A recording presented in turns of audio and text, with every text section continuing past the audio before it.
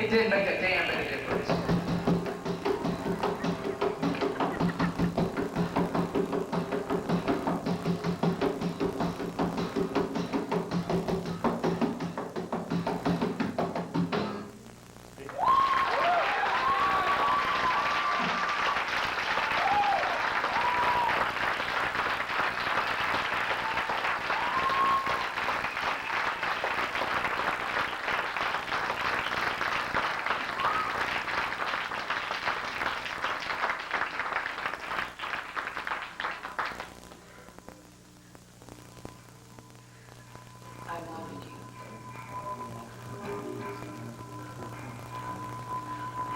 And I was looking for you. But I couldn't find you. I wanted you. And I was looking for you all day. But I couldn't find you. I couldn't find you.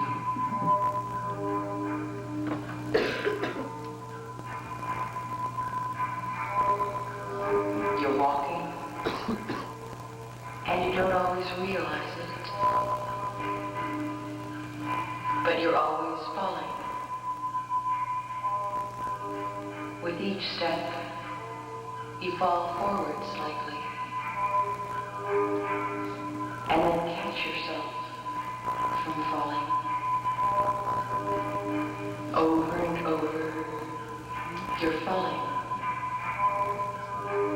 and then catching yourself from falling.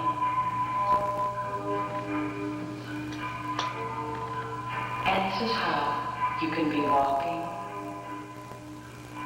and falling at the same time.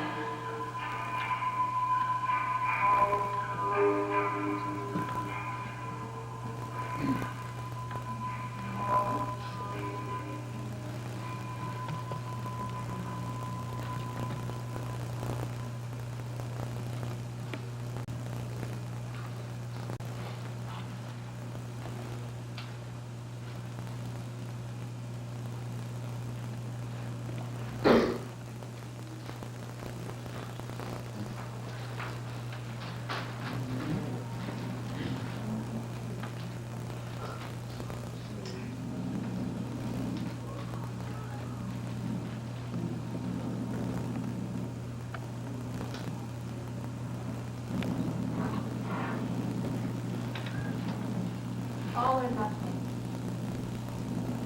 In memory, I tell myself I have a need to clear all cobwebs from my mind and answer mysteries of life. And have the muses tell me all the answers to all the questions I never quite get to understand because it makes me afraid of it all.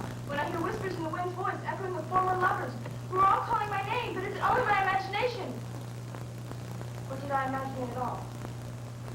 Or is it only my fear of being nothing, which is such a lovely, lonely sound to hear, not even silence and wonder, only nothing, and I want to know, I must know, if it was nothing to you either, or was it a dream, grasping at nothing, reaching in for a hollow, empty shell of my former self, containing, meaning, nothing.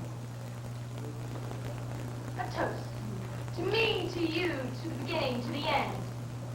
The end of it all signifies nothing, but all the pain I must feel when left alone with nothing.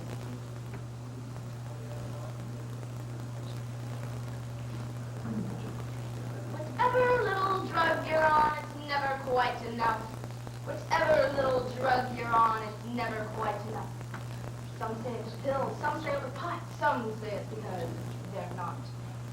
Whatever little drug you're on, it's never quite enough. Whatever little drug you're on, it's never quite enough.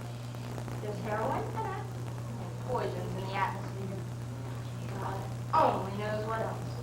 And everyone I know is under stress.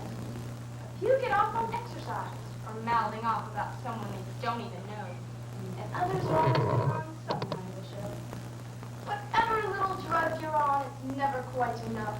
Whatever little drug you're on, it's never quite enough. Some claim it's caffeine and cigarettes. Others said it's booze. Most of us just figure, hey, parents claim it's in your music and blame all your friends. Where will that one end?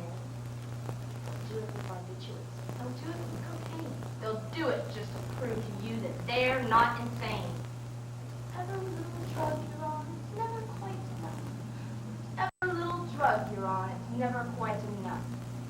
It might be cannibalism, dog-eat-dog society we live in, or it might be sadistic homos doing X.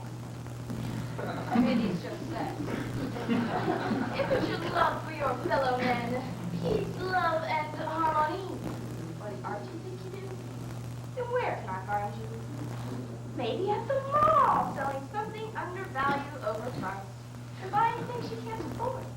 Just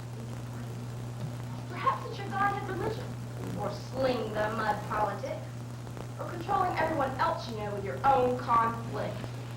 I don't know. Whatever little drug you're on, it's never quite enough. Whatever little drug you're on, it's never quite enough. Some want it all at the time. Others will scream it out all the time. Whatever it is, remember this? It's only in your mind. Whatever little drug you're on, it's never quite enough. Whatever little drug you're on, it's never quite enough.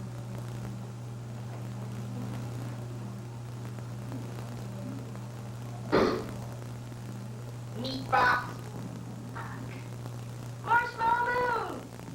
Baby aspirin tastes like those orange pops that used to try to feed me in high school. Meat box. Ever been to the butcher shop and watched meat being cut? Meat box. Ever asked McDonald's where they get their cows from? Meat box. Meat stays in your colon for up to 5 years from the day you eat it. Meat box. Are you a meat box? Sure. Meat box.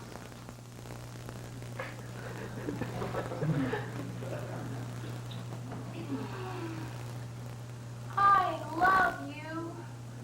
Today, tomorrow, and forever. I will always think of you with love and respect for the person that you are, and for helping me to be the person that I am. But I can't promise you anything. Promises made today are easily broken tomorrow. I may wake up beside you in the morning and realize that I am not in love. Or it could be the day after. Or never at all. And I'll wake up beside you every day for the rest of my life. Or yours, depending on who dies first. But I can't promise you. Can you accept these terms? And I? Can we truly live day to day? Living each day as though we have forever. As though we're gonna die tomorrow. You risk it? You love me?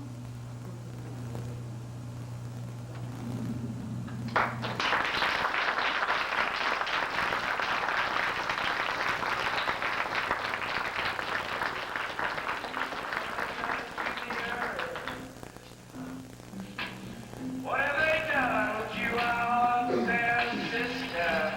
Ravished and plundered and ripped her and bit her.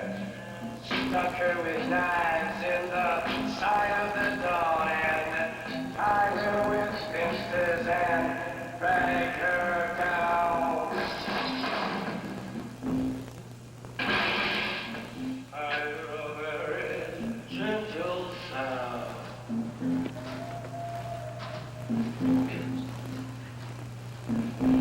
With your ear down to the ground. We want the world and we want it. We want the world and we want it. Yeah. Now?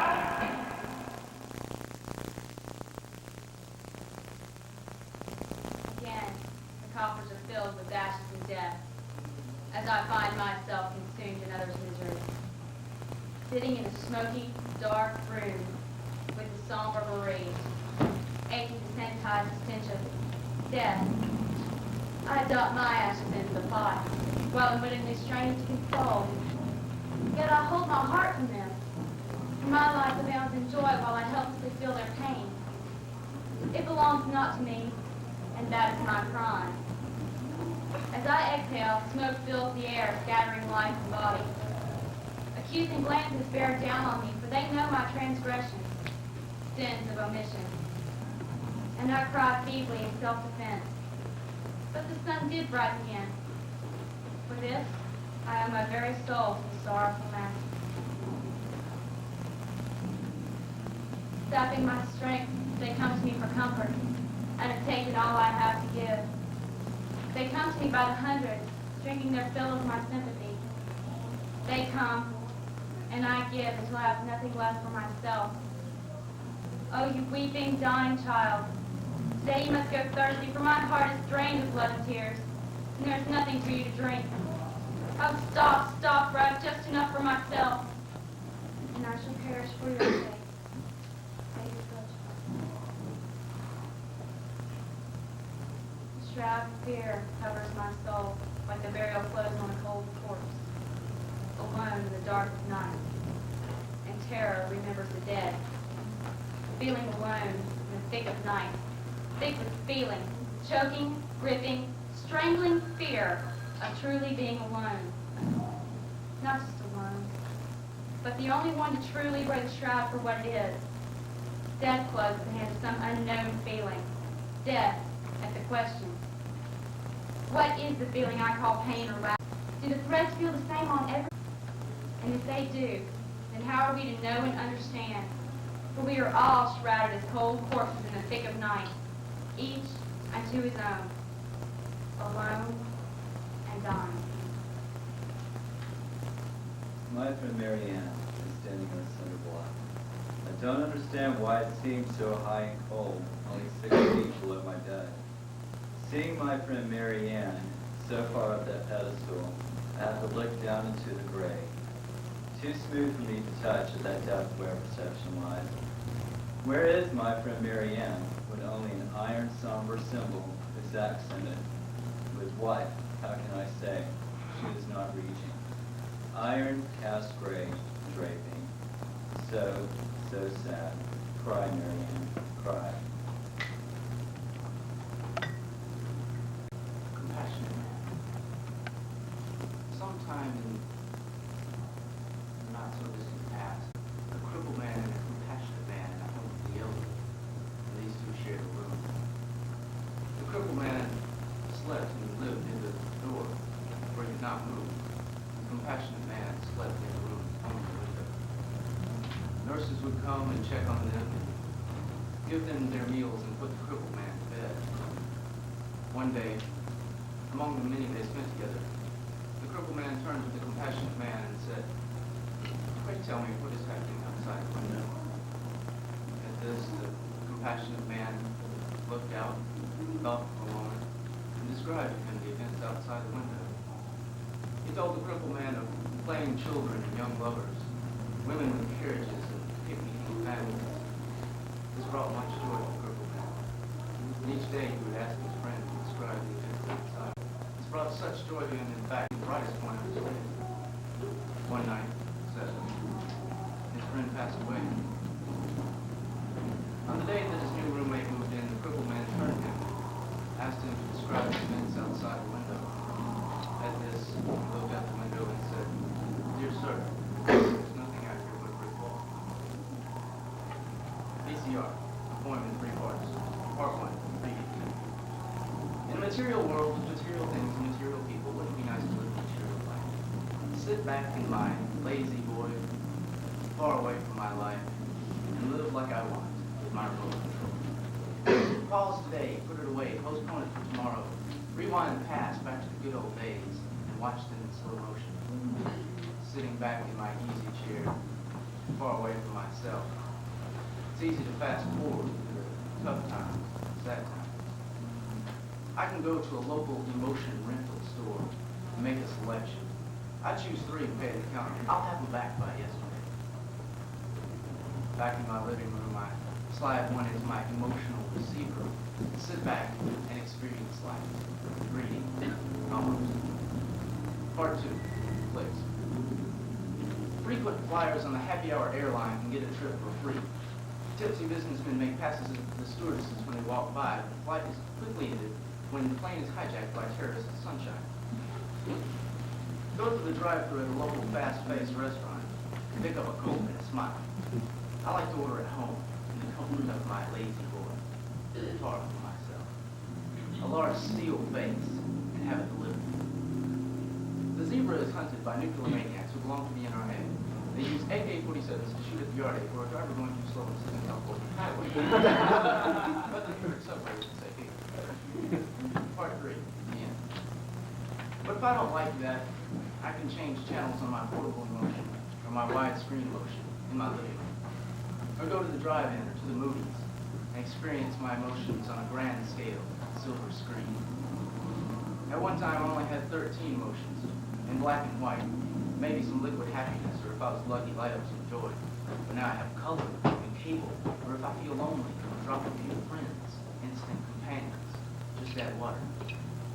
But now it is day, so I put away my remote, my joy, my happiness, dehydrate my friends, turn off my cable, walk away from my lazy boy and into my heated, semi-waveless water comfort, open my eyes and have dreams of captivity.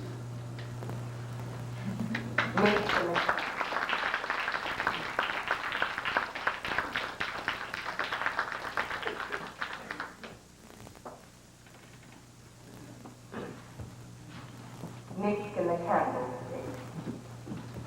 I am night, the light burns blue. Waxy stalagmites drip and thicken. Tears the earthen ooze ooze from its dead boredom.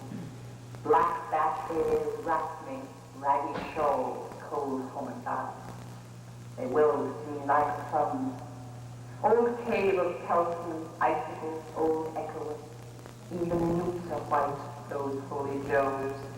And the fish, Christ, their pains of ice, the bites of knives, the piranha religion drinking its birth's communion out of my live clothes. The candle gulps and recovers its small altitude, its yellow tartan. Oh, love, how did you get here? Oh, embryo, remembering even in sleep your cross position. The blood blooms clean, you ruby. The pain you wake to is not yours. Love, love, I have hung our cave with roses, with soft rugs, the last of Victoriana. Let the stars plummet to their dark address. Let the mercuric atoms that cripple drift into the terrible well. You were the one solid, statues lean on, envious. You were the baby in the barn. The brass atlas human heritage is testing his milk pillow. Knees, head bent, a panther head and a panther pelt gnawing his forehead, each incisor a wide, bright hand. The panther mane squirming, a million gold worms down his back, a bearded Greek. Under the gold bowl of his navel, his salad ocean being a panel, I leave you to the mystery. It is not the firmament that makes him look so sick, this philosopher. Maybe it's the panther jaw, the beastly lobotomy. The mirror closest at one candle power, we smile, then, that's you, that's me.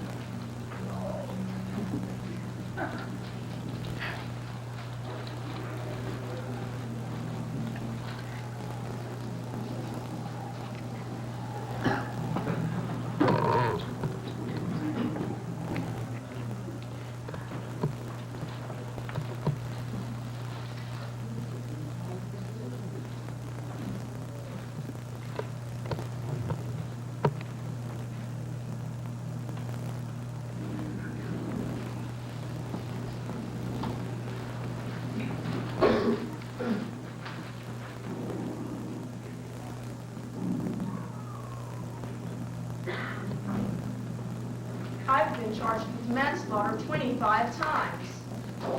Survival of the fittest. A soldier comes across a massive barbed wire fences at the foothills. He sees the blood spilling over from the side of terrorist enemies to the righteous guardians of virtue. Faced with this conflict and horrible illustration of cruelty, he doesn't know what to do. He just stands there and stares into the distant sunset.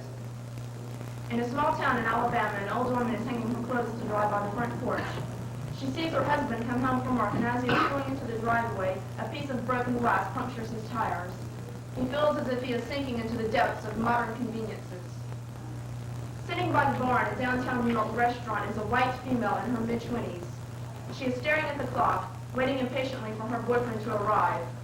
She becomes frustrated with the situation and leaves the bar to look for him. Out of the corner of her eye, she sees a woman in her late 30s wearing a fur coat and black dress. A young man in an Italian suit with Armani shoes is turning to face her. It is the young woman's boyfriend. Oh, by the way, the young woman has short black hair and is dressed in blue jeans, a blazer, a t-shirt, and sunglasses. Her boyfriend has admired her for her unique style. Before the girl walks away, she sees her boyfriend putting diamond earrings on the lady's ears. In South Africa, a small boy runs out into the street after hearing his mother's voice call out to him. He does not see her at first, but notices a body lying on the ground, blood streaming away from it into a gutter. He pokes the body with a stick, and after it is turned over, he sees that it's his mother.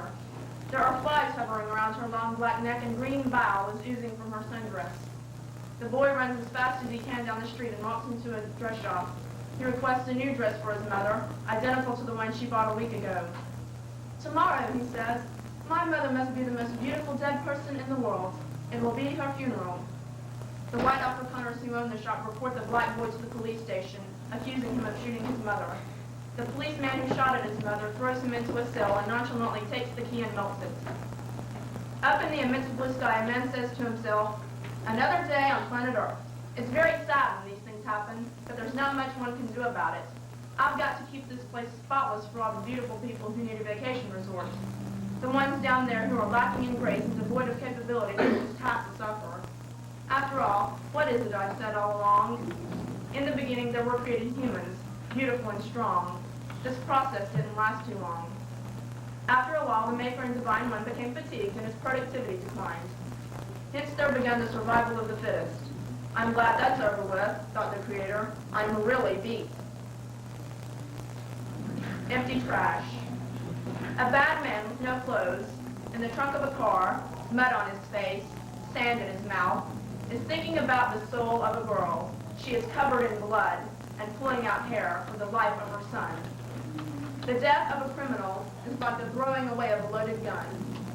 A loaded gun in a garbage dump disintegrates in the hot sun. It is spotted by a young teenage boy who is bored and disenchanted. The boy rummages through the dump to take it. He takes it and becomes excited at the many things he can do with the gun. But later on, when he pulls the trigger on his little sister, he finds that it doesn't get the job done. The bullets are rotted, and so the boy throws down the gun that he spotted. When the gun hits the carpeted floor, his mother walks through the banging door. The body of the bad man is dumped over a broad green hill. The mother, son, and daughter sit down in the kitchen to eat their evening meal. A few miles away, a policeman looks out on the setting sun and makes a list of the jobs he's tackled. He remembers a boy whose bleeding hands he shackled.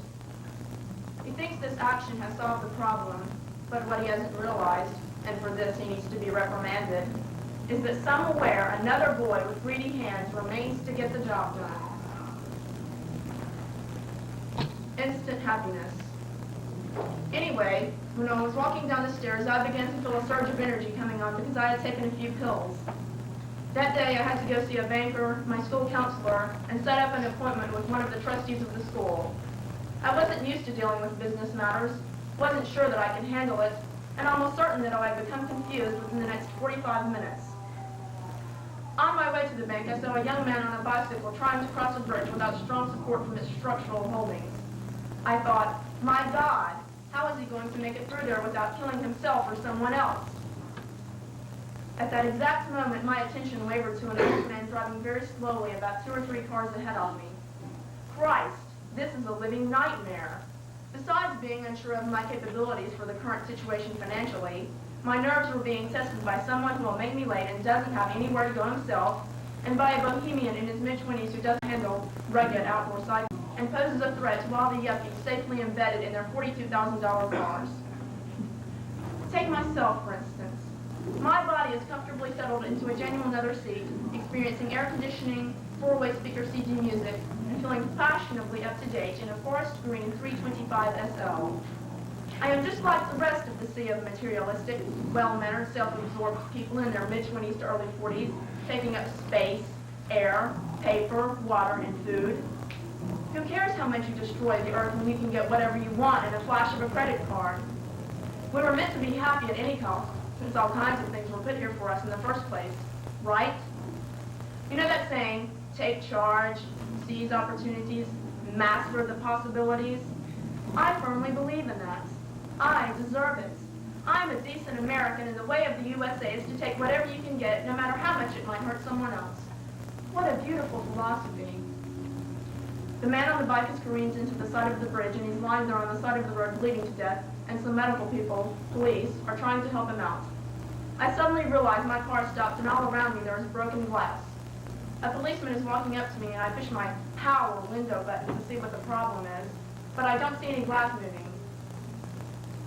Suddenly, I do not have a need for a banker or a financial consultant or an academic advisor. I need a lawyer to get me out of this mess. Surely I can get out of it. How much rehearsed litigating does it take to convince the judicial system that yuppies aren't dangerous? Empty control. If everyone were calculators and you were a mathematician, what would you do? How would you decide to relinquish control of everyone's manifest destiny if you became bored with the power and felt an overwhelming sense of guilt due to your utter, unquestionable authority over the passive machines? Would you just turn away when the machines go berserk and form a conspiracy against you? Would you lose your mind over a revolution, an uprising of those Texas instruments? How would you react if suddenly your nightmarish vision of the machines coming to life with marching limbs and angry faces and signs saying, "Down with the mad scientists," became a part of reality? Would you commit industrial suicide? Or would you feel committed to become emancipated and destroy your central power plant of human sickness? I can see you climbing from the ruins of the magnificent city whose name is despair and crying out, "Will someone please help me? I've lost control. Give me back my remote."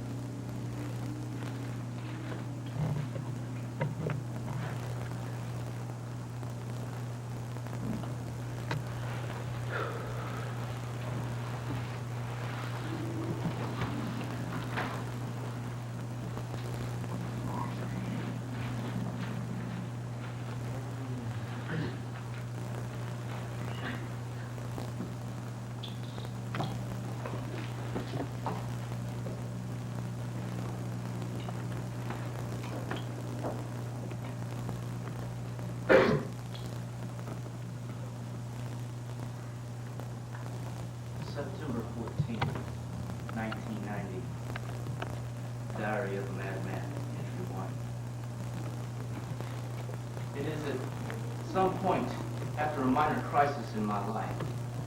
Specifically about 10 minutes after my father finished yelling at me about the tires on my car, that I lose grip on one of the few things of any importance. I lose control. I cry. I'm not sure whether I was crying at that very moment because I'd been bitched at by my father, or because I realized I was losing control. But at any rate, I ended up crying more for the fact that I had lost control of my emotions and actually let my father's harsh words get the better of me. Unfortunately, it did not end there, but pondered further into my being, between sobs and tears. This night, after stripping away every single mask and role and dream and character and little voice inside my head, this night I have discovered the true me. I have really and truly journeyed to the core of my soul and really and truly found it to be black. There, I found a self-centered little coward who only knows how to scream me and the most deceptive, self-pitying liar on earth. That's right, a liar. As I've thought about it, I've realized that I have lied and built upon those lies to pile this deception and build lies on again. And basically, I've decided that almost everything I've done has been a lie. Every major event or great thing that propels me to live is only a goddamn lie.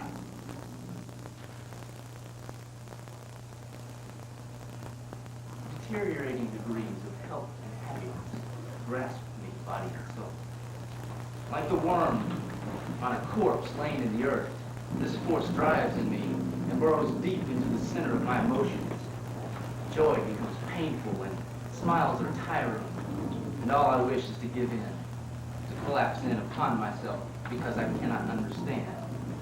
Confusion is careless, and desire steps from dreamlike reality, from dreamlike comfort into burning reality, consuming me in rage. My blood boils as frustration builds, and I await the final conflict. Yet it still does not come. And the practice of patience has become a rut in pacifist conformity to avoid pain from all. This force may drive and burrow within me and fill my consciousness with delusions of power and dreams of adequacy. But in the end, face to face with the final conflict, shall I release these flames of burning desire and red-hot emotion? Or shall I wrap myself in a shroud of comfort and display my cowardice for all? If you could reach within yourself, deep down to its very core, what would you find?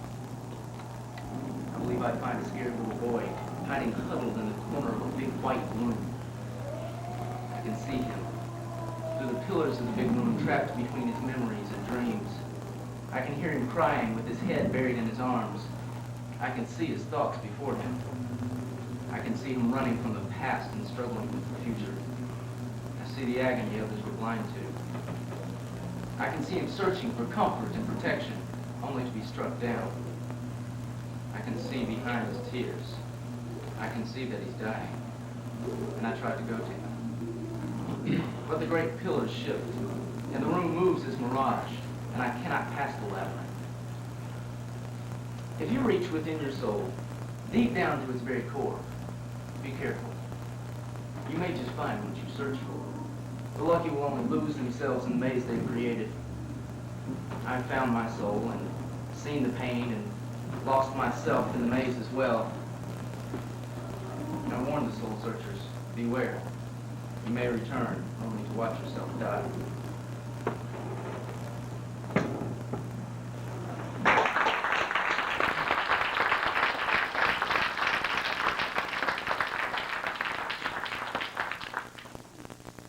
Once, a little girl showed to a friendly poet she had written.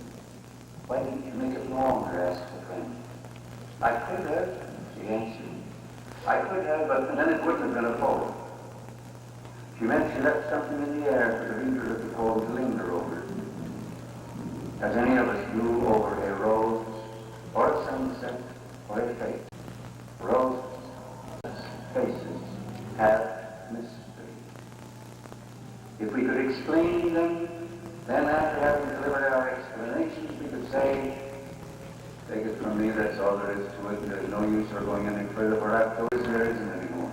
But the poems could be explained, and poets would have to leave out roses, sunsets, faces from their poems. Yet it seems that for thousands of years, poets have been writing about roses, sunsets, faces, because they have mystery, significance, and they have electric and appeal, a lesson, and a symbolism that stays with us long as we live. It was something like this in the heart of the philosopher who declared, what can be explained is not